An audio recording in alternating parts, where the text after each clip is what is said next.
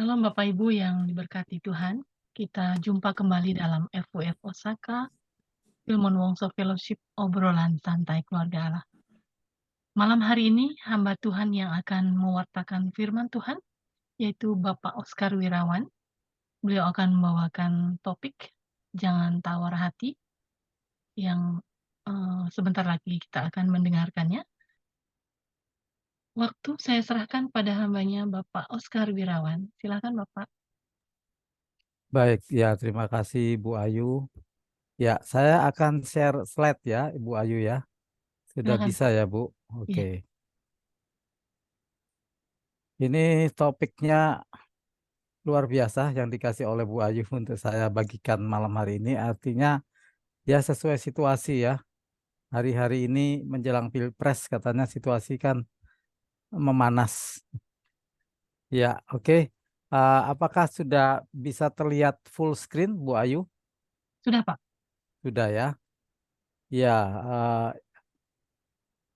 topik hari ini kita mau sama-sama belajar tentang jangan tawar hati. Ini diambil dari 2 Korintus. Ini Bu Ayu kutipnya ayat 8 sampai 9. Tapi kalimat jangan tawar hati ini nanti ada di Ayat ayat 16 yang ya. lain ya. Iya. Iya, jadi nanti kita sampai di sana karena kita mau bahas keseluruhan dari 2 Korintus 4 ini. Ya, demikian Bapak Ibu.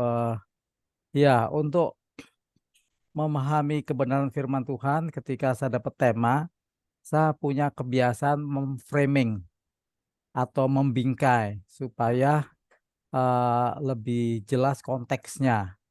Nah, ketika saya dapat kalimat jangan tawar hati, framing atau bingkai yang saya dapatkan ini bicara tentang respon dan sikap hati. Nah, khususnya ketika saya pelajari firman Tuhan di 2 Korintus 4 ini, ya ini mengarahkan konteksnya tentang respon sikap hati yang tepat.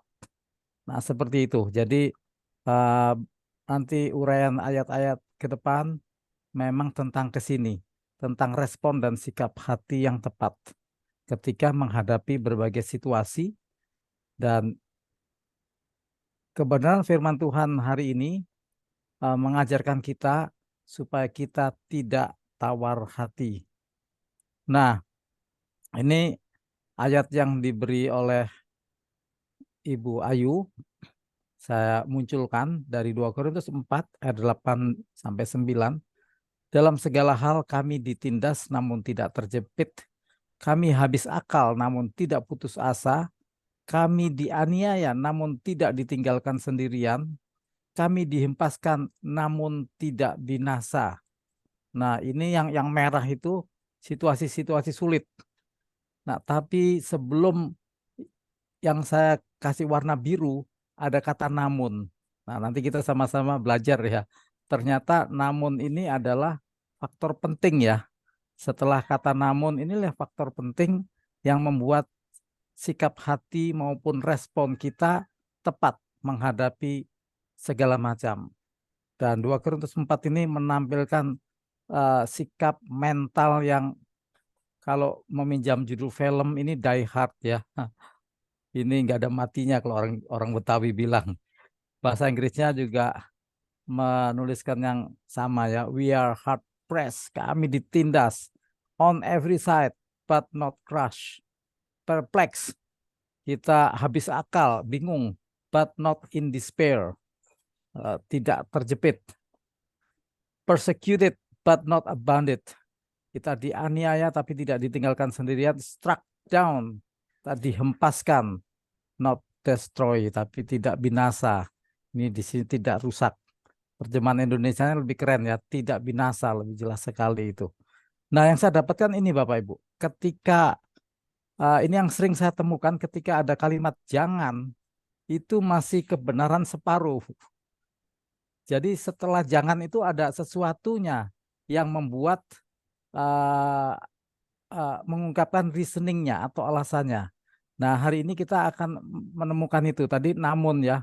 Kami dihempaskan namun ini, namun ini, namun. Nah, kalimat setelah namun ini memang yang membuat kita bisa berespon tepat, kita bisa punya sikap hati yang tepat, karena kita memahami kalimat atau kebenaran firman Tuhan yang memerdekakan. Setelah ada kata sebab, setelah ada karena itu, setelah ada namun, setelah ada supaya. Karena ini yang saya dapatkan berbicara tentang reasoning. Bahkan saya mendapatkan semua itu merupakan supporting reasons. Alasan-alasan yang mendukung. Saya jadi ingat lagu nih Bapak Ibu, ada lagu Bless the Lord of My Soul, itu judulnya 10,000 Reasons. Nah, puji Tuhan. Di dalam Tuhan kita punya puluhan ribu alasan ya. Kita punya puluhan ribu alasan untuk hati kita menemukan bahwa memang kebenaran Tuhan itu memerdekakan, menguatkan, mendatangkan damai sejahtera. Sehingga kita akan menjadi pribadi-pribadi yang kuat, yang tangguh ketika ribuan situasi mencoba menghempaskan iman kita, tapi kita punya puluhan ribu alasan untuk tetap bertahan dalam iman kita. Nah, ini saya telusuri dari 2 Korintus 4, dari ayat yang pertama aja saya sudah dikuatkan nih Bapak Ibu. Saya bacakan ya. Pembukaan dari 2 Korintus 4 ini mengatakan demikian. Oleh karena kemurahan Allah, kemurahan Allah, kami telah menerima pelayanan ini, karena itu kami tidak tawar hati. Nah, sebelum ayat 16 Bu Ayu, ternyata ayat 1 sudah bicara tentang tawar hati, tidak tawar hati. Dan itu kalimat awalnya menjelaskan mengapa kita tidak tawar hati. Paulus menuliskan, oleh kemurahan Allah kami telah menerima pelayanan ini. Jadi ini saya dapatkan apapun pekerjaan kita, apapun pelayanan kita, ketika kita menyadari satu kebenaran, bahwa semua ini karena kemurahan Allah, artinya Allah yang memulai di dalam kita, Allah yang mengerjakan di dalam kita. Jadi ketika ada apapun, kita tenang, tidak tawar hati. Ini seperti murid-murid yang ada di danau Galilea ketika ada badai, mereka belum tahu ini. Jadi ketika ada badai, mereka gusar, mereka ketakutan. Padahal Yesus ada di buritan. Terus Yesus menghardik badai itu tenang, dan Yesus mengatakan, mengapa kamu takut? Yang kurang lebih ya, mengapa kamu tidak percaya sehingga kamu takut? Nah, harusnya ketika kita mengerti bahwa segala sesuatu ketika Tuhan di belakang kita, ketika apa yang kita lakukan ini semua karena kemurahan Tuhan, untuk Tuhan, Tuhanlah alasannya, Tuhanlah yang ada di dalam kita, harusnya kita tidak tawar hati menghadapi apapun. Jadi kalau Bapak Ibu mengikuti ya suasana menjelang Pilpres ini, ada ungkapan Gibran yang mengatakan, tenang Pak Prabowo, saya sudah ada di sini. Nah, ini harusnya kita tenang ketika ucapan itu kita tahu Yesus yang ucapkan. Tenang, Yesus ada di sini. Kalau dalam bahasa kerennya, Jesus on board. Ya, selama ada Yesus di perahu kapal kita, mau badai apapun, kita punya 10.000 alasan lebih untuk kita tidak tawar hati. Nah, ayat 5 juga menuliskan, sebab bukan diri kami yang kami beritakan, tetapi Yesus Kristus sebagai Tuhan dan diri kami sebagai hamba-Mu karena kehendak Yesus. Nah, apapun yang kita kerjakan, apapun yang kita lakukan di dunia ini, ketika kita tahu kita tidak sedang menyampaikan pikiran kita sendiri, rancangan kita sendiri, bahwa kita seperti malam hari ini yang kita sampaikan adalah firman Tuhan, Kristus yang kita beritakan, dan diri kita sebagai pelayan Tuhan untuk melayani kehendak Tuhan. Nah, ini aman Bapak Ibu, kita jadi tenang. Ya, ayat 6 juga mengatakan, sebab Allah yang telah berfirman, dari dalam gelap akan terbit terang.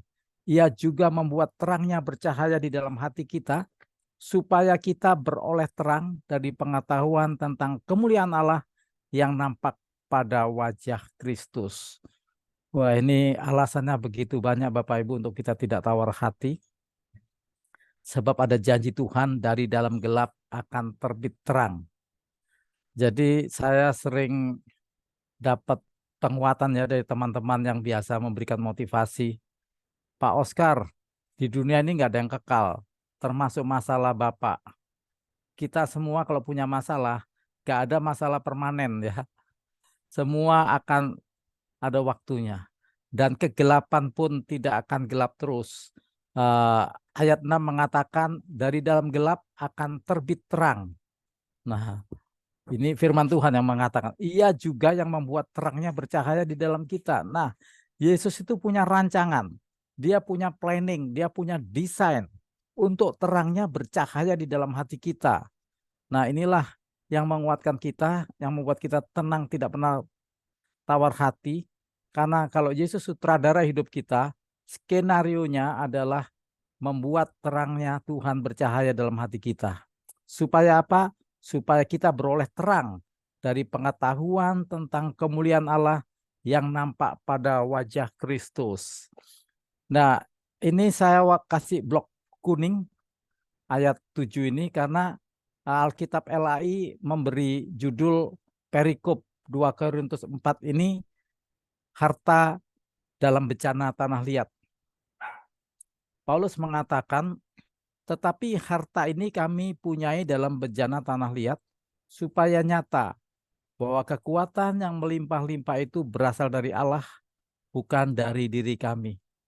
Ya, kita sebagai wadah roh Tuhan, wadah firman Tuhan, wadah kebenaran Tuhan yang ada dalam diri kita, ketika kita tahu bahwa iya kita punya banyak keterbatasan, kedagingan kita punya banyak keterbatasan, justru itu semakin menyadarkan kita bahwa kalau kita mendapatkan kekuatan yang berlimpah-limpah, itu berasal dari Allah. Sebab apa? Kita sadar diri dari kita nggak ada apa-apanya. Kita nggak punya kekuatan itu. Kita tidak punya kekuatan dari dalam diri kita sendiri sebagai bejana tanah liat. Karena manusia itu terbuat dari tanah, akan kembali kepada tanah. Jadi itu mengingatkan kita bahwa memang dari kita nggak ada yang bisa diandalkan. Karena itu andalkan Tuhan. Karena kita adalah meskipun tanah liat, kalau kita mengandalkan Tuhan ya menjadi tanah liat yang luar biasa, kurang lebih itu ya. Tahun 70-an ada lagu Bapak Ibu yang dinyanyikan ya, penyanyi-penyanyi balada di Amerika. We are dust in the wind lagunya. Jadi debu di dalam angin. Nah, kalau itu lagunya isinya tentang keputusasaan. Tapi kalau ayat 7 ini menguatkan bahwa kita meskipun debu tapi ada kekuatan Allah yang berlimpah-limpah di dalam kita oleh karena kasih anugerahnya. Ya, demikian Bapak Ibu. Nah, ayat 10. Ini kita sedang menelusuri ya, 10,000 reason for my heart to find. Biarlah ada puluhan ribu alasan yang ditemukan oleh hati kita malam hari ini untuk kita tidak tawar hati. Karena apa? Ya, yang ayat ke-10 mengatakan demikian.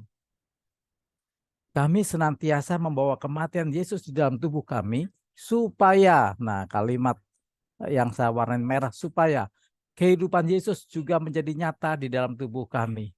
Nah, ini Paulus menyadarkan kita apapun yang kita alami sampai kita merasa seperti kena hukuman mati atau malapetaka yang mematikan.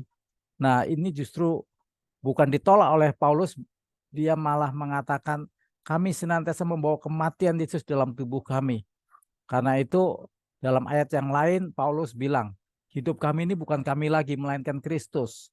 Sebab ketika kita dibaptis katanya kita telah dikuburkan ya bersama Kristus dan untuk dibangkitkan bersama Kristus, tapi bukan kita yang bangkit, Kristus di dalam diri kita yang bangkit. Ayat yang lain juga mengatakan sebab dalam Kristus kita adalah ciptaan baru, yang lama sudah berlalu, sesungguhnya yang baru sudah datang. Inilah manusia baru kita di dalam Kristus. Jadi ketika kita sedang mengalami pergumulan, kadang-kadang manusia lama kita mau bangkit lagi Bapak Ibu. Nah, ini kita matikan ya lewat nasihat Rasul Paulus, senantiasa membawa kematian Yesus di dalam tubuh kami. Yesus sudah mati, tapi juga Yesus sudah bangkit ya. Di kitab Roma juga dibilang seperti itu, sehingga kita juga mengalami kuasa kebangkitannya. Ayat 11, sebab kami yang masih hidup ini terus-menerus diserahkan kepada maut karena Yesus, supaya, puji Tuhan.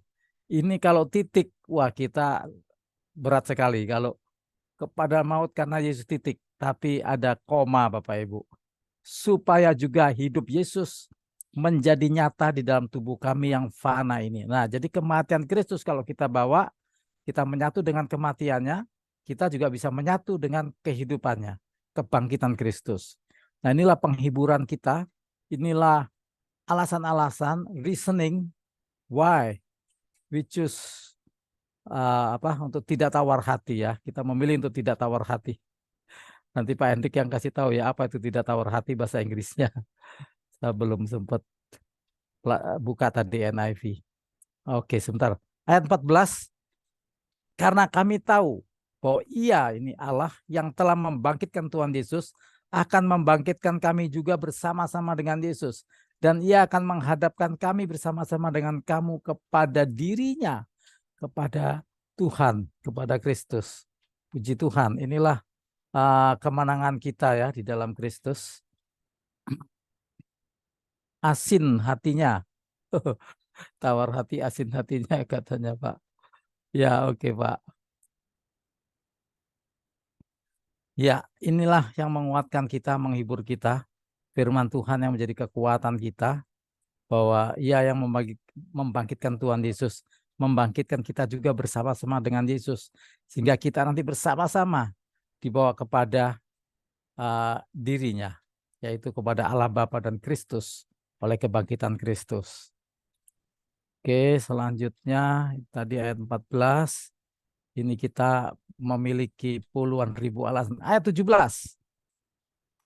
Sebab penderitaan ringan yang sekarang ini mengerjakan bagi kami kemuliaan kekal yang melebihi segala-galanya, jauh lebih besar daripada penderitaan kami. Nah, Bapak Ibu, ternyata ada ilmu ya di dalam manajemen comparison atau ilmu perbandingan. Ilmu perbandingan ini bisa yang membuat ini menunjukkan relativitas ya tentang bobot segala sesuatu, termasuk penderitaan, termasuk kesukaan. Jadi saya ingat sekali waktu itu saya di kerja di satu perusahaan, memang di bagian HRD khusus training, itu trainer-trainer semua gabung di sana, para pelatih, para pengajar gabung di sana, dan mereka menjelaskan fenomena comparison ini. Ada di kantor kami biasa dibagikan bonus Bapak Ibu. Ada seorang yang sangat rajin di situ kerjanya. Kalau masuk kantor paling pagi, pulang paling malam, dia dapat bonus. Katakanlah X rupiah. Jumlah itu besar sekali menurut dia. Wah, dia bersuka cita. Dia bersuka cita dapat X rupiah. Tapi setelah dia dapat itu terus tanya, aku dapat bonus, kamu dapat, saya juga dapat. Nah, ini ada orang yang kerjanya nggak sebagus dirinya, dia yang dapat X rupiah ini, dia dapat X plus. Jadi lebih besar daripada ini yang orang rajin tadi dapat bonusnya. Nah, kira-kira setelah dia dapat bonus besar, ketika lihat orang yang kinerjanya lebih buruk dari dia dapatnya lebih besar, secara psikologis yang dia tadi rasa besar, dia tadi bersyukur, batal Bapak Ibu. Aduh, gila, dia aja seharusnya saya lebih lagi. Nah, demikian juga penderitaan Bapak Ibu. Penderitaan ini kita lihat, aduh berat sekali, berat sekali. Tapi Paulus menghibur kita, dibanding dengan kemuliaan kekal yang akan kita terima, penderitaan ini ringan. Yang sekarang ini ringan dibanding kemuliaan kekal yang akan kita dapatkan. Nah, biarlah ini menguatkan kita semua Bapak Ibu. Apapun yang kita alami penderitaan, gak sebanding dengan kemuliaan kekal yang melebihi segala-galanya yang akan dianugerahkan kepada kita jika kita tetap setia. Ini kekuatan dari ayat 17 dari 2 Korintus ya. Lalu ayat 18. Sebab kami tidak memperhatikan yang kelihatan, melainkan yang tak kelihatan. Karena yang kelihatan adalah sementara, sedangkan yang tak kelihatan adalah kekal. Nah, kita memang diperhadapkan dua fenomena. Tapi seringkali orang-orang yang putus asa, dia hanya meyakini cuma satu fenomena, yaitu apa? Fenomena yang terlihat. Padahal ada yang tidak terlihat. Nah, ini saya diberkati tentang fenomena tidak terlihat ini ketika baca bukunya Paul Yonggi Cho. Udah almarhum sekarang. Beliau adalah pendiri Yoido Church Gospel di Korea, gereja terbesar ya. Nggak tahu sekarang masih terbesar apa enggak, tapi waktu itu terbesar. Di Asia bahkan kok nggak salah di dunia ya. Artinya sekali kebaktian itu mega church yang fenomenal waktu itu. Dan beliau menulis buku 4 dimensi. Bapak Ibu, kita ini hidup ada beberapa dimensi. Nah, kalau kita hanya satu dimensi, kita orang-orang malang Bapak Ibu. Yang kita lihat hanya yang terlihat saja mempengaruhi kita, padahal yang tidak kita lihat. Jadi inilah yang menguatkan kita ketika kita tahu bahwa iman adalah dasar dari segala sesuatu. Itu artinya bukan kita nggak lihat secara uh, rohani, artinya memang tidak kita lihat secara fisik. Tapi saya ketemukan dalam hal ini ya, uh, meneguhkan apa yang dikatakan Paulus, bahwa kita jangan hanya memperhatikan yang kelihatan, tapi yang tidak kelihatan juga. Nah, ini semakin jelas apa yang dijelaskan di kitab Ibrani ayat 1 yang mengatakan bahwa iman adalah dasar dari segala sesuatu yang kita harapkan dan bukti dari segala sesuatu yang tidak kita lihat. Ini tidak kita lihat secara mata jasmani, namun secara mata iman melihat Bapak Ibu. Melihat. Hari-hari ini saya banyak kumpul sama teman-teman pendoa dan saya merasakan confirm. Kemenangan itu terjadi ketika dalam waktu-waktu doa kita. Kita merasakan kemenangan itu Bapak Ibu. Daud ketika menghadapi Goliat, itu Daud belum mengalahkan Goliat, tapi Daud sudah mengatakan, saat ini juga nanti aku akan penggal kepalamu, aku kasih makan kepada burung-burung liar. Nah, seperti itu. Artinya apa? Itu sudah dapat, di alam roh sudah dapat Bapak Ibu. Saya sering mengalami seperti itu. Sesuatu ketika saya dapatkan ya, dalam alam roh, dalam doa, kemenangan itu sudah saya dapatkan. Nanti de facto-nya, oh itu terkonfirmasi, oh ternyata iya benar. Seperti itu. Nah, saya ini dapat karunia skill untuk menulis buku. Beberapa buku-buku yang saya tulis ketika disusun daftar isinya, untuk isinya saya nggak tahu, blank Bapak Ibu. Kalau Tuhan nggak kasih hikmat, ya saya nggak bisa menyelesaikannya. Tapi ketika saya berdoa, saya tahu. Ketika hikmat Tuhan diberikan, saya tahu, wah, saya tahu. Dan akhirnya secara fakta saya bisa merealisasikan yang semula tidak terlihat menjadi terlihat dalam bentuk tulisan. Seperti itu. Kemenangan-kemenangan pun sama.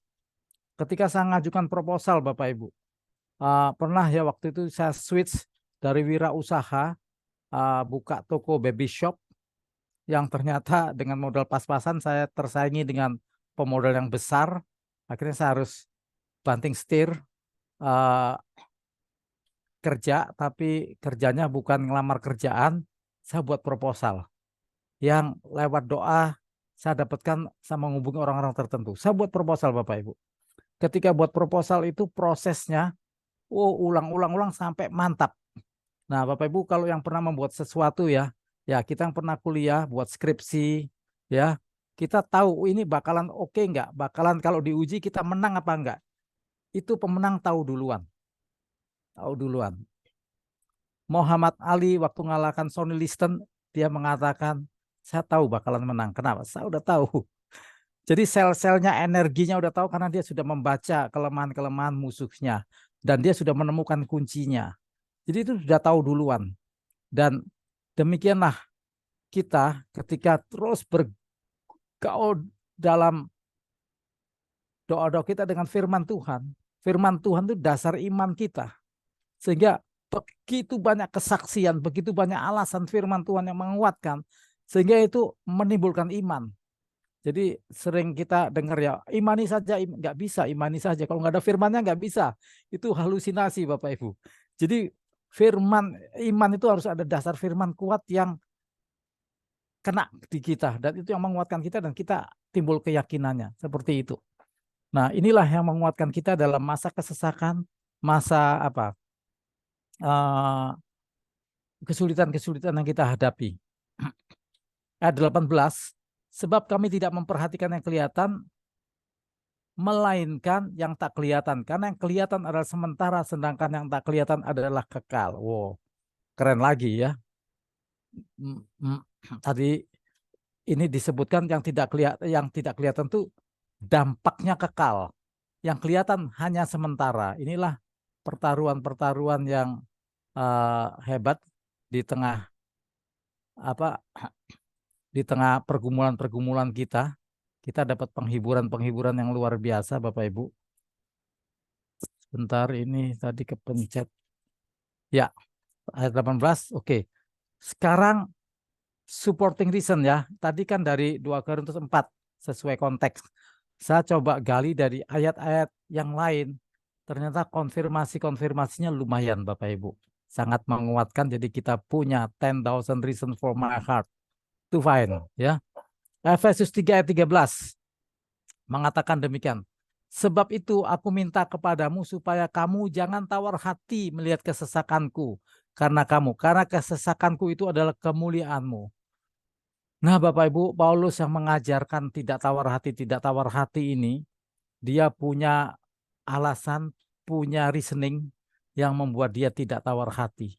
Karena kalau dia mengalami kesesakan, yes, dia tidak menolak itu namanya kesesakan, tetap itu kesesakan. Tapi dia tahu ini demi kemuliaan orang-orang yang dilayani dia. Karena itu dia tidak tawar hati. Ya, justru bersuka cita. Dalam ayat yang lain, Paulus bilang, aku bersyukur sebab dalam tubuhku ada tanda-tanda milik Kristus. Wah, ngeri Bapak Ibu. Kalau bilang tanda-tanda milik Kristus ini artinya cambukan yang pernah menghantam tubuh Kristus itu juga menghantam Paulus. Kita belum sampai seperti itu. Tapi Paulus sudah mengalami itu dan murid-murid pada zaman gereja mula-mula bersuka cita. Karena dalam tubuhku ada tanda-tanda milik Kristus. Itu bukan kalung salib Bapak Ibu. Tanda-tanda milik Kristus, bilur-bilur. Bekas penganiayaan.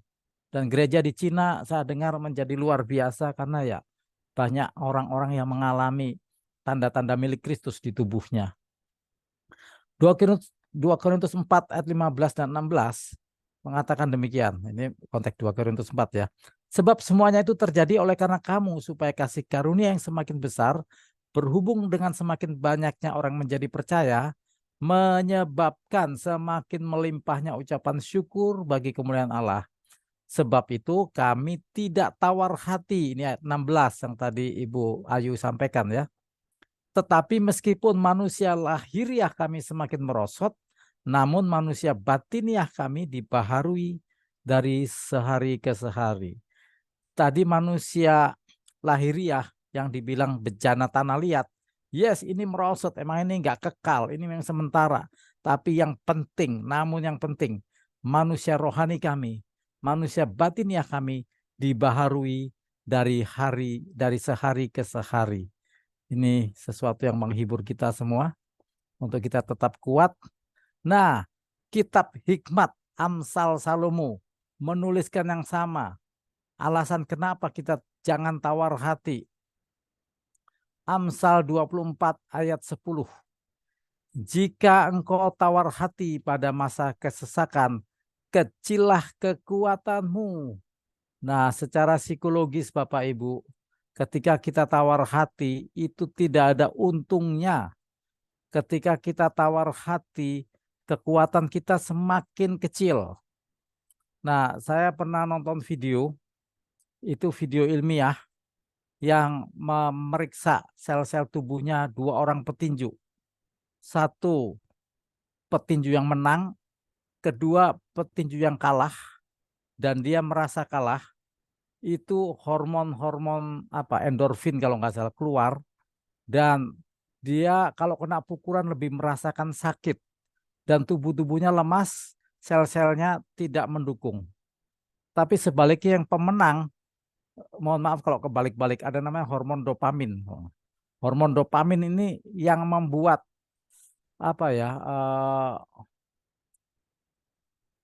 suka dibilang apa saya lupa, semangat. Karena itu Bapak Ibu, ketika ini kita pernah ikut mungkin lomba apa ya, sampai kita baret-baret lomba lari karung 17 Agustus atau balap sepeda kita jatuh, tapi kalau kita menang nggak berasa sakit. Kenapa?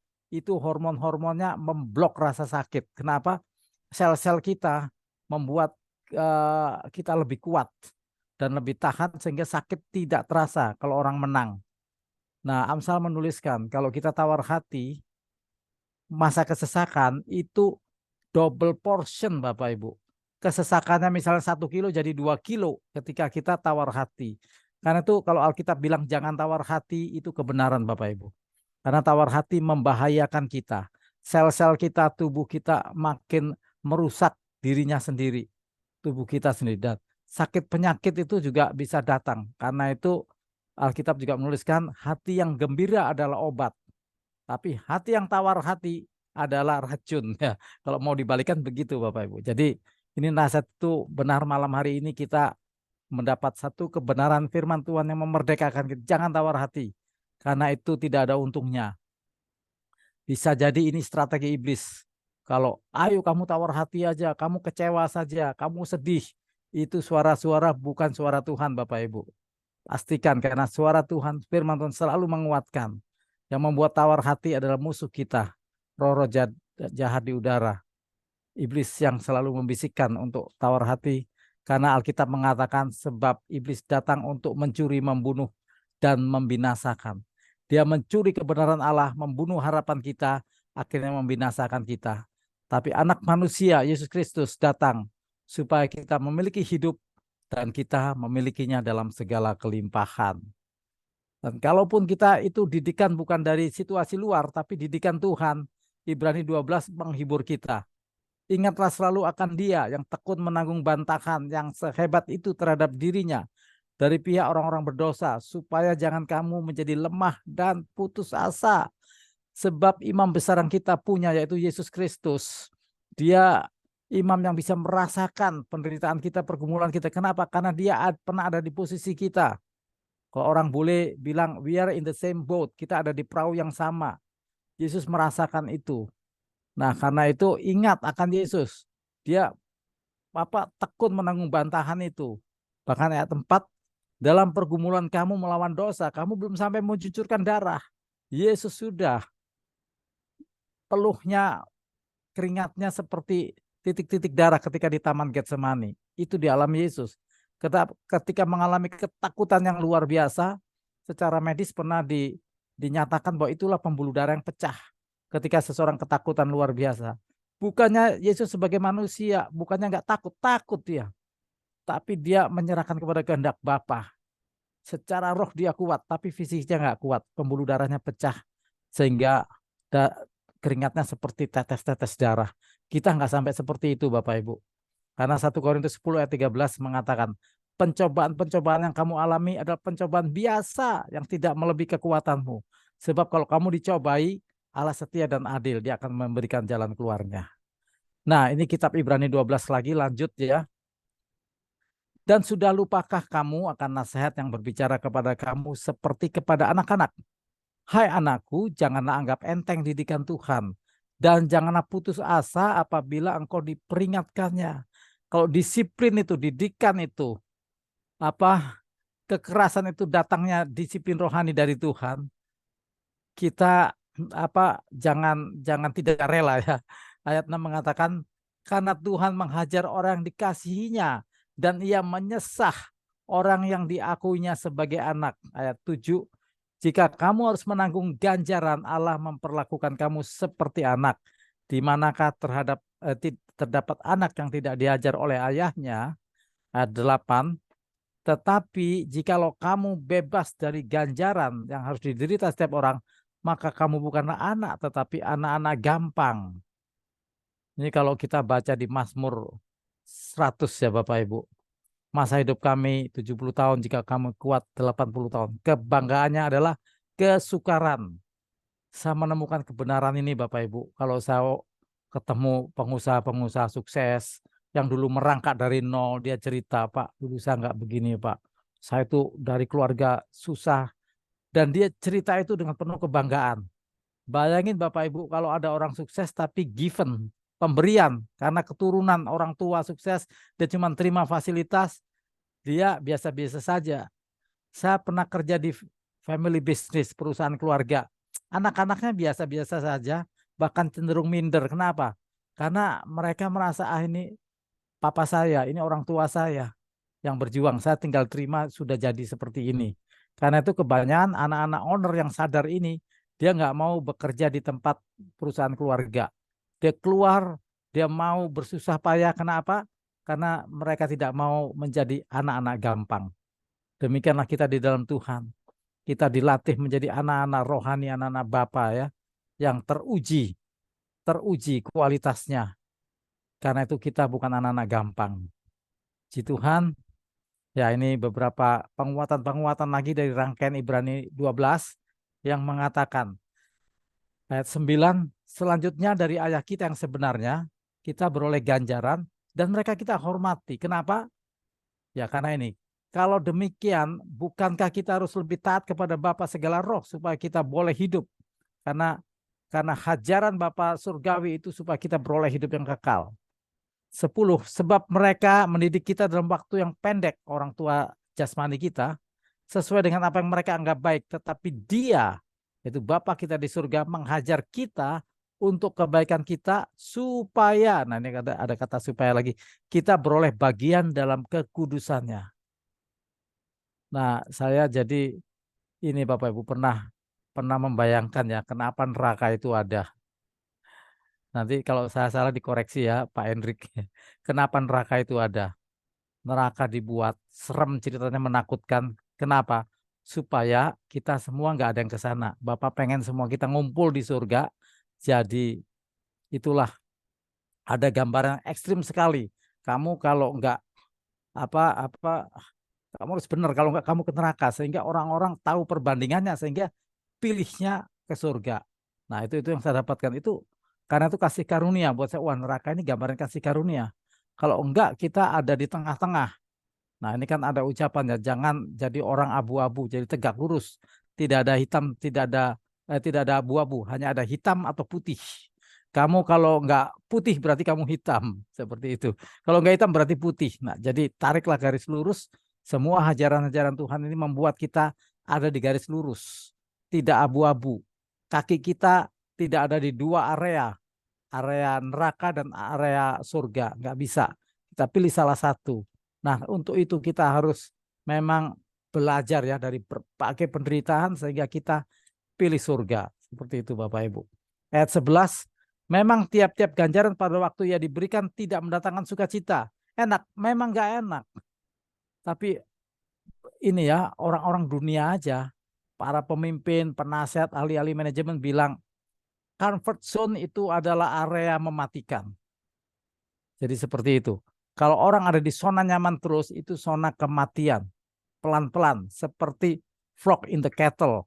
Seperti kodok di dalam tungku air. Kalau itu dipanaskan pelan-pelan, dia nggak sadar sampai akhirnya mati. Tapi kalau sejak awal panas, dia loncat. Seperti itu. Nah, hati-hati dengan comfort zone, bisa membunuh zona nyaman. Jadi kalau Tuhan izinkan kita berada di zona yang tidak nyaman, puji Tuhan, ini justru membuat kita ya kuat, justru membuat kita untuk mengalami seperti dikatakan Ibrani 11 ini, kemudian ia menghasilkan buah kebenaran yang memberikan damai kepada mereka yang dilatih olehnya. Seperti itu ya, semua zona penderitaan, semua itu menghajar kita untuk kita menjadi pribadi-pribadi yang sempurna. Bahkan di Yakobus dibilang tidak kekurangan suatu apapun, utuh dan sempurna ketika kita tekun menanggung segala sesuatunya. Ya, sampai di sini saja Bapak Ibu. Terima kasih, Tuhan memberkati kita semua. Saya kembalikan kepada Ibu Ayu.